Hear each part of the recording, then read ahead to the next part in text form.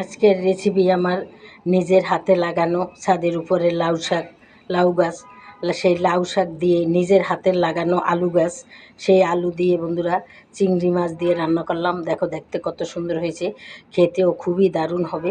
আমি আশা করি বন্ধুরা হলুদ মরিচ সামান্য রসুন বাটা এবং লবণ এসব দিয়ে তেল দিয়ে আমি এই শাকটাকে আজকে রান্না করেছি। দেখো দেখতে কত লোভনীয় হয়েছে, খেতেও খুবই দারুণ।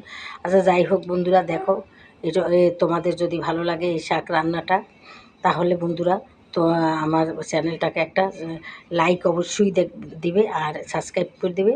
আর যদি তোমাদের ভালো লাগে আমাকে একটা শেয়ার দেবে, আমি একটু এগিয়ে যেতে পারবো, তাহলে তোমার বন্ধুদের মাঝে ছড়িয়ে পড়বে, তারা আমার এই রেসিপিটা দেখবে বন্ধুরা। তাই যাই হোক বন্ধুরা, যদি তোমাদের ভালো লাগে তাহলে তোমরা অবশ্যই এভাবে রান্না করে একবার খাবে। তাহলে আজকের মতো রাখি, আসসালামু আলাইকুম, খোদা হাফেজ। যে যেখানে থাকো ভালো থাকো।